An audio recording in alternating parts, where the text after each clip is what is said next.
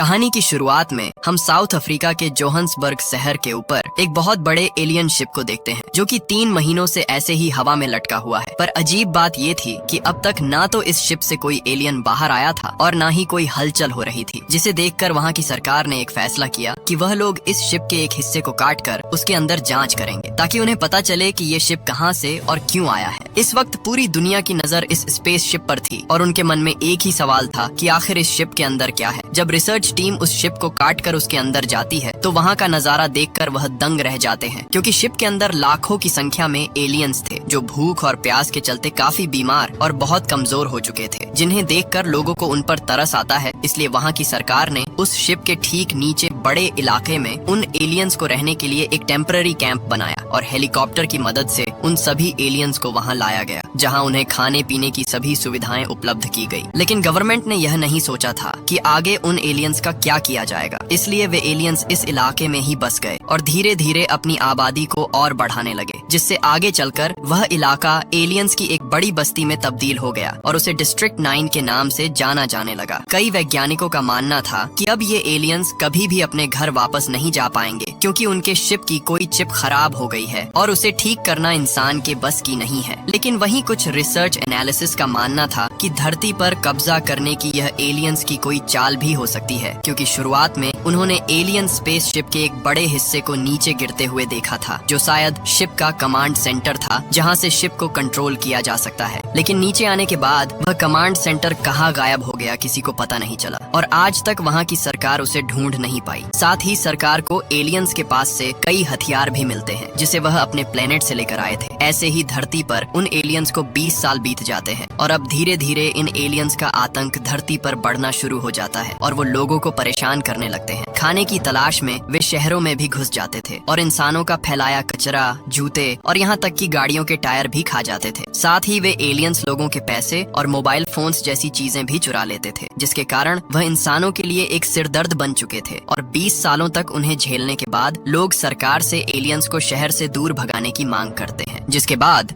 वहाँ की सरकार उन एलियंस को शहर से दूर किसी दूसरी जगह शिफ्ट करने का फैसला करती है और इस मिशन की जिम्मेदारी एमएनयू कंपनी को सौंपती है, जो हथियार बनाने वाली दुनिया की सबसे बड़ी कंपनी थी। इसके बाद एमएनयू की टीम एलियंस के लिए शहर से दूर एक नया कैंप तैयार करती है ताकि वहाँ उन एलियंस को रख सके। लेकिन इतने सारे एलियंस को वहाँ शिफ्ट करना एक बहुत बड़ी चुनौती थी, इसीलिए एमएनयू का चीफ इस मिशन को पूरा करने का कमांड विकस नाम के एक ऑफिसर को देता है। विकस एमएनयू में एलियन अफेयर्स के तौर पर काम करता था, जिसमें उनकी टीम एलियंस से संपर्क करके उनसे बातचीत किया करती थी, इसलिए विकस को एलियंस की भाषा भी अच्छी तरह से समझ आती थी। विकस उसी वक्त हाई सिक्योरिटी फोर्स के साथ डिस्ट्रिक्ट 9 इलाके में पहुंचता है, क्योंकि वहां उसे एलियंस को नोटिस भेजना था कि वह लोग उन्हें यहां से दूसरी जगह शिफ्ट कर रहे हैं, जिसके लिए उसे एलियंस के दस्तखत चाहिए थे। विकस सिक्योरिटी फोर्सेस के साथ जब गाड़ी से बाहर निकलता है तो उन्हें देखते ही सारे एलियंस में भगदड़ मच जाती है और वह सभी अपनी अपनी झोपड़ियों में जाकर छुप जाते हैं। इसी दौरान एक एलियन सिक्योरिटी फोर्स की गाड़ी के टायर को खाने लगता है और जब एक सोल्जर उसे रोकने की कोशिश करता है तो वह एलियन उसे जोर से लात मारता है, जिससे उस सोल्जर का हाथ धड़ से अलग हो जाता है। विकस फिर भी शांत रहता है, क्योंकि उसे इन एलियंस के आक्रामक स्वभाव के बारे में अच्छी तरह से पता होता है। जिसके बाद विकस एलियन के पास दस्तखत लेने जाता है, लेकिन वह एलियंस यहाँ से नहीं जाना चाहते, इसलिए वह विकस पर गुस्सा हो जाते हैं। मगर फिर भी विकस उन्हें कैट फूड का लालच देकर कुछ एलियंस से दस्तखत करवा लेता है, क्योंकि उन एलियंस को कैट फूड काफी पसंद होता है। वही डिस्ट्रिक्ट 9 में गवर्नमेंट ज्यादा दखल नहीं देती है, इसलिए वहाँ गुंडागर्दी और गैर कानूनी काम ज्यादा होते हैं, जहाँ ओबे सांजो नाम का एक खतरनाक नाइजीरियन अपराधी वहाँ अपनी गैंग के साथ मिलकर पैसे और कुछ कीमती चीजों के बदले एलियंस को मीट और बाकी खाने की चीजें बेचा करता था। इसी वजह से ये एलियंस लोगों से पैसे और उनके कीमती चीजों को छीन लेते थे ताकि उनसे वह खाना खरीद सके। इन एलियंस को कैट फूड इतना पसंद था कि उसके बदले वे ओबे सांजो को अपने हथियार भी दे देते थे, लेकिन ये हथियार इतने एडवांस तरीके से बनाए गए थे कि उन्हें एलियंस के अलावा कोई नहीं चला सकता था और ऐसे हथियार सरकार के पास भी होते हैं जो उन्होंने एलियन से बरामद किए थे। एमएनयू दुनिया की सबसे बड़ी हथियार बनाने वाली कंपनी थी जो इन हथियारों का इस्तेमाल करना चाहती है, इसलिए वो इन एलियंस के हथियारों पर रिसर्च कर रहे होते हैं। वही विकस जब एक एलियन की झोपड़ी को खोलता है तो उसके अंदर ढेर सारे एलियंस के अंडे होते हैं, जहाँ उन्होंने जानवरों के गोश्त को भी लटका रखा होता है जो पाइप के जरिए उन अंडों से जुड़े होते हैं ताकि उन गोस्ट से एलियंस के बच्चों को न्यूट्रिशन मिलता रहे। मगर एलियंस को यहाँ बच्चे पैदा करना गैर कानूनी होता है, इसलिए विकस एलियन पॉपुलेशन कंट्रोल टीम को बुलाकर उन अंडों में आग लगवा देता है। दूसरी तरफ हम क्रिस्टोफर नाम के एक एलियन को देखते हैं जो अपने एक छोटे बच्चे और अपनी पत्नी के साथ मिलकर इलेक्ट्रॉनिक के कचरे के ढेर में कुछ ढूंढ रहे होते हैं। तभी वह छोटा बच्चा एक मशीन का गोल पार्ट ढूंढ लेता है और अपने डैड को देता है। उस पार्ट को देखकर उसके डैड काफी खुश हो जाते हैं। इसके बाद ये सब अपनी झोपड़ी में आते हैं जहाँ पर इन्होंने एक लैब बना रखी होती है और वो वहाँ पर कुछ आविष्कार कर रहे होते हैं। क्रिस्टोफर उस पार्ट को खोलता है जिसके अंदर से कुछ लिक्विड निकलता है जो पाइप के थ्रू उनकी बनाई हुई मशीन में जाता है, जिसमें से एक और बूंद निकलकर एक छोटे से डिवाइस के चैम्बर में गिरती है और उसमें लाइट जल जाती है। क्रिस्टोफर अपनी पत्नी से कहता है कि मुझे 20 साल लग गए इसे बनाने में। वे लोग उस ब्लैक लिक्विड की मदद से अपने किसी बड़े मकसद को अंजाम देने की फिराक में थे, मगर तभी विकस अपनी टीम के साथ वहाँ पहुँच जाता है, जिससे क्रिस्टोफर बहुत ज्यादा घबरा जाता है। वह ब्लैक फ्लूइड से भरे उस डिवाइस को उसी झोपड़ी में छुपा देता है और अपनी पत्नी को दरवाजा खोलने के लिए भेजता है। जब क्रिस्टोफर की पत्नी दरवाजा खोलती है तो विकस उसे बाहर आने के लिए कहता है, मगर क्रिस्टोफर की पत्नी विकस और उसकी टीम को वहाँ से जाने के लिए कहती है, जिससे विकस को उस पर शक होने लगता है। एमएनयू की टीम बंदूक के बल पर क्रिस्टोफर की पत्नी को घर से बाहर निकालती है, जिसके बाद विकस उस झोपड़ी की तलाशी लेने लगता है। इसी दौरान उसे वह लैब दिखाई देती है, जिसे देखकर विकस हैरान रह जाता है और उस लैब की अच्छे से छानबीन करने लगता है। तभी एक बक्से में उसे वह ब्लैक फ्लूइड से भरा वह डिवाइस भी मिल जाता है और जब वह उसे चेक कर रहा होता है तभी उस डिवाइस का बटन गलती से दब जाता है, जिससे वह लिक्विड सीधा स्प्रे होकर विकस के चेहरे पर गिरता है, जिसके बाद उसे तेज खांसी होने लगती है। विकस तुरंत अपने चेहरे को साफ करता है, तब उसे थोड़ी राहत मिलती है। वह उस डिवाइस को जब्त करके एमएनयू की लैब में भिजवा देता है। साथ ही उसे उस झोपड़ी में ढेर सारे हथियार भी मिलते हैं। विकस बाहर जाकर क्रिस्टोफर की पत्नी से इतने सारे हथियार रखने की वजह पूछता है, लेकिन तभी क्रिस्टोफर की पत्नी विकस की टीम पर हमला कर देती है और जब विकस उसे रोकने की कोशिश करता है तो वह विकस के हाथ पर जोरदार वार करके उसे दूर फेंक देती है। तभी हेलीकॉप्टर से नजर रख रही सिक्योरिटी टीम क्रिस्टोफर की पत्नी को शूट करके मार देती है। इस हादसे में विकस का हाथ बुरी तरह जख्मी हो जाता है, जिसके बाद वह अपने हाथ पर मरहम पट्टी करवा लेता है। अब अगले दिन जब विकस अपने ऑफिस में होता है तो उसकी एक उंगली का नाखून निकल जाता है। ये देखकर वह काफी घबरा जाता है और तुरंत वॉशरूम में चला जाता है, मगर तभी वहाँ पर उसका एक और नाखून निकल जाता है। उसे कुछ समझ नहीं आता कि उसके साथ क्या हो रहा है और वह काफी डर जाता है। इसके बाद जब वो रात को अपने घर जाता है तो वहाँ पर उसकी वाइफ ने उसकी प्रमोशन की खुशी में एक पार्टी रखी होती है, पर विकस की तबीयत धीरे धीरे खराब होने लगती है और जब वह केक को काटने जाता है तभी उसके मुंह से सेम वैसा ही लिक्विड निकलने लगता है जैसा उस दिन गलती से उसके चेहरे पर गिर गया था और वो वहीं बेहोश हो जाता है, जिसके बाद उसे हॉस्पिटल ले जाया जाता है। कुछ देर बाद जब विकस की आंखें खुलती हैं तो वह अस्पताल में भर्ती था और एक डॉक्टर उसके हाथ की पट्टी को काट रहा था जो एलियन के हमले के बाद विकस ने लगवाई थी। डॉक्टर जैसे ही उसके हाथ की पट्टी को काटता है तो वहाँ का नजारा देखकर वह दंग रह जाता है, क्योंकि विकस का हाथ अब एलियन के हाथ में बदल गया था। डॉक्टर तुरंत बाहर जाकर एमएनयू को इसकी खबर देता है, जिसके बाद एमएनयू के सोल्जर्स वहाँ आकर विकस को जबरदस्ती पकड़कर एमएनयू के एक सीक्रेट रिसर्च लैब में ले जाते हैं, जहाँ साइंटिस्ट एलियंस को चीर फाड़ करके उन पर रिसर्च कर रहे थे। दरअसल एमएनयू के साइंटिस्ट्स कोई ऐसा तरीका ढूंढना चाहते थे जिससे इंसान भी एलियंस के हथियार चला सके, क्योंकि वह हथियार काफी ताकतवर थे मगर वह केवल एलियन के डीएनए से ही एक्टिवेट होते थे। इसलिए वे एलियंस को चीर फाड़ करके उनके डीएनए को समझने की कोशिश कर रहे थे। अब विकस का जो हाथ एलियंस की तरह हो गया है, उस हाथ से साइंटिस्ट एलियन का एक हथियार चलवाते हैं और वो हथियार चल जाता है, जिससे एमएनयू की टीम बहुत खुश होती है और वह डिसाइड करते हैं कि ये विकस के शरीर के अंदर के सारे बॉडी पार्ट्स निकाल कर सरकार को देंगे और उस पर रिसर्च करेंगे। मगर उन्हें यह काम जल्दी करना होगा, क्योंकि अगर विकस पूरी तरह से एलियन बन गया तो उसके बॉडी पार्ट्स किसी काम के नहीं रहेंगे। विकस उनकी सारी बातें सुन रहा था, क्योंकि वह पूरी तरह से होश में होता है और जैसे ही डॉक्टर उसका दिल निकालने के लिए उसकी छाती को काटने वाला होता है तब विकस डॉक्टर पर हमला करके अपनी जान बचाकर वहाँ से भाग जाता है। अब ये बात पूरे शहर में फैल जाती है कि एक आधा एलियन और आधा इंसान हॉस्पिटल से भाग गया है। विकस अपने आप को बचाने की बहुत कोशिश करता है, पर वह जहाँ भी जाता है लोग उसे पहचान लेते हैं, जिससे परेशान होकर वह डिस्ट्रिक्ट 9 में पहुंच जाता है, जहां पर कुछ घर सरकार ने बंद कर दिए थे जिनमें पहले एलियंस रहते थे, और वो वहां जाकर छुप जाता है। जिसके बाद वो अपनी वाइफ को फोन करता है और उसे बताता है कि ये सब उसके साथ कैसे हुआ उसे कुछ समझ नहीं आ रहा। तब उसकी वाइफ उसे कहती है कि वो उससे बात नहीं करना चाहती और ना ही वो कभी उससे मिलना चाहती है, क्योंकि उसे लगता है कि विकस ने किसी एलियन के साथ शारीरिक संबंध बनाए हैं, इसीलिए उसके साथ ये सब हो रहा है। दरअसल ये बात उसे उसके डैड ने बताई होती है, जो विकस के फादर इन लॉ होने के साथ साथ MNU कंपनी में उसके सीनियर भी होते हैं। ये सब सुनकर विकस बहुत दुखी हो जाता है। अब उसका जो हाथ एलियन के हाथ की तरह बन गया है, वह उस हाथ को कुल्हाड़ी से काटने का फैसला करता है, लेकिन वह हिम्मत नहीं कर पाता, मगर फिर भी वह जैसे तैसे करके एक उंगली काट देता है, जिससे उसे बहुत दर्द होता है। तभी उसे वहाँ पर आर्मी के कुछ हेलीकॉप्टर आते हुए दिखाई देते हैं, जो उसे ही पकड़ने के लिए आ रहे होते हैं, और विकस उन्हें देखकर भागने लगता है। वो अपने ही लोगों से छिप रहा होता है, जो कुछ दिन पहले उसके ही नीचे काम किया करते थे, और वो छुपते छुपते एक घर में पहुंच जाता है, जहां क्रिस्टोफर पहले से ही उस घर में मौजूद होता है। तभी विकस क्रिस्टोफर से कहता है कि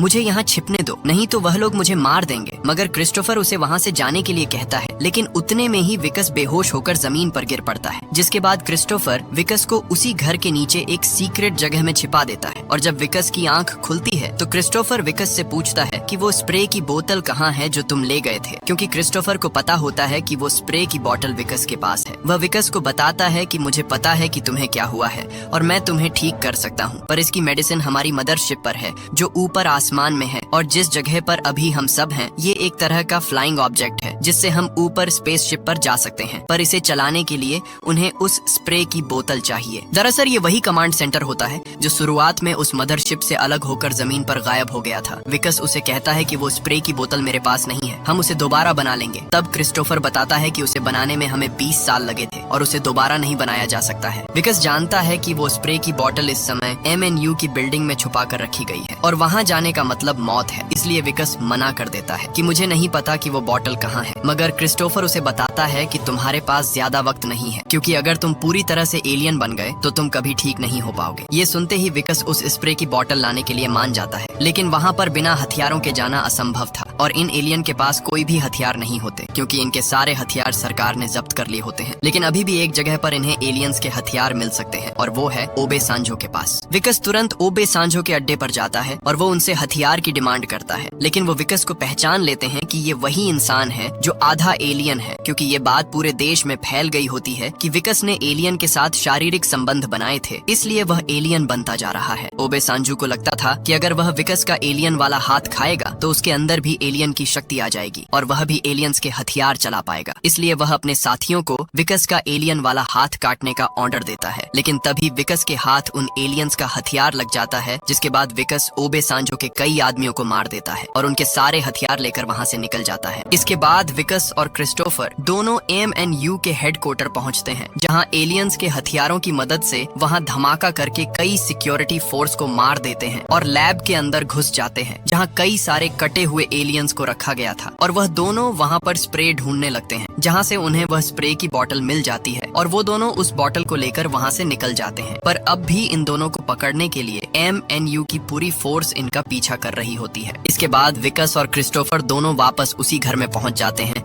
जहां जमीन के नीचे उनका फ्लाइंग ऑब्जेक्ट होता है, और जिसके बाद विकस क्रिस्टोफर से पूछता है कि जब हम मदरशिप पर पहुंच जाएंगे तो मेरा हाथ ठीक होने में कितना वक्त लगेगा। तब क्रिस्टोफर उसे बताता है कि 3 साल। ये सुनते ही विकस परेशान हो जाता है और क्रिस्टोफर से पूछता है कि इतना समय क्यों लगेगा। तब वह उसे बताता है कि पहले मुझे अपने लोगों को बचाना होगा, क्योंकि मैं अपने लोगों को साइंस का एक्सपेरिमेंट नहीं बनने दूंगा। दरअसल जिस लैब से ये लोग वह फ्लूइड की बोतल लेकर आए होते हैं, वहाँ पर क्रिस्टोफर ने अपने साथियों की कटी हुई बॉडी को देखा होता है, जिस पर MNU के लोग रिसर्च कर रहे होते हैं। इसलिए क्रिस्टोफर विकस से कहता है कि हमें जल्दी अपने घर वापस जाना होगा, नहीं तो ये लोग हमारे सभी साथियों को मार देंगे। तब विकस कहता है कि तो मेरा क्या होगा, जिस पर क्रिस्टोफर बताता है कि मैं वादा करता हूँ कि 3 साल बाद मैं वापस आऊंगा और तुम्हें ठीक कर दूंगा। ये सुनते ही विकस गुस्सा हो जाता है और बंदूक से क्रिस्टोफर के सर पर वार करके उसे बेहोश कर देता है। इसके बाद विकस उस लिक्विड की बोतल को लेकर बेसमेंट में जाता है, जहाँ पर फ्लाइंग ऑब्जेक्ट होता है। वहाँ क्रिस्टोफर का बेटा भी मौजूद था और उसे भी इस पूरे प्रोजेक्ट की पूरी नॉलेज होती है। इधर MNU की टीम भी वहाँ पर पहुँच जाती है। वही क्रिस्टोफर भी अब तक होश में आ चुका होता है। MNU की टीम क्रिस्टोफर को धमकाते हुए विकस के बारे में पूछती है। इस पर क्रिस्टोफर उसे नीचे कमांड मॉड्यूल की ओर इशारा करता है, जिसके बाद MNU का कर्नल उस मॉड्यूल को खोलने की कोशिश करता है, लेकिन उससे वह नहीं खुलता। जिसके बाद कर्नल ने क्रिस्टोफर को धमकाते हुए उस मॉड्यूल को खोलने को कहा, लेकिन क्रिस्टोफर उसे नहीं खोलता, क्योंकि उसने अगर उस मॉड्यूल को खोला तो MNU की टीम उसके बेटे को भी पकड़ लेगी। वहीं नीचे विकस उस लिक्विड की बोतल को क्रिस्टोफर के बेटे को देता है, जिसे क्रिस्टोफर का बेटा उस फ्लाइंग ऑब्जेक्ट में फिट करता है। जिसके बाद एक चेयर पीछे आती है और विकस उस चेयर पर बैठकर उस फ्लाइंग ऑब्जेक्ट को स्टार्ट कर देता है। इसके बाद वहाँ पूरी जमीन हिलने लगती है और कुछ ही पलों में उनका फ्लाइंग ऑब्जेक्ट जमीन को फाड़कर हवा में उड़ने लगता है। विकस उस फ्लाइंग ऑब्जेक्ट को मदरशिप की ओर ले जाने की कोशिश करता है, लेकिन तभी MNU की टीम मिसाइल से उस पर हमला कर देती है और एक मिसाइल फ्लाइंग ऑब्जेक्ट को लग जाती है, जिससे फ्लाइंग ऑब्जेक्ट बेकाबू होकर सीधा जमीन पर आ गिरता है, जिससे विकस पूरी तरह घायल हो जाता है और आखिरकार MNU की टीम उसे पकड़ लेती है। वह विकस और क्रिस्टोफर को गिरफ्तार करके वापस MNU की लैब में ले जाने लगते हैं, पर क्रिस्टोफर का बेटा फ्लाइंग ऑब्जेक्ट में ही छिप गया था, जिस वजह से वह बच जाता है। वहीं विकस को अब सब कुछ खत्म सा लगने लगा था, पर तभी ओबे सांजो के आदमी MNU की टीम पर हमला कर देते हैं, क्योंकि उनको ओबे सांजो ने विकस को पकड़ कर लाने के लिए भेजा था, ताकि वह विकस का मांस खा सके। उसके साथ ही विकस को MNU की टीम से छुड़ाकर ओबे सांजो के अड्डे पर ले आते हैं। अब यह लोग विकस का हाथ काटने ही वाले होते हैं कि तभी उनके ऊपर हमला हो जाता है और सभी के सभी वही ढेर हो जाते हैं। ये हमला उनके पीछे खड़े एलियन रोबोट ने किया था, जिसे ओबे सांजो ने कैट फूड के बदले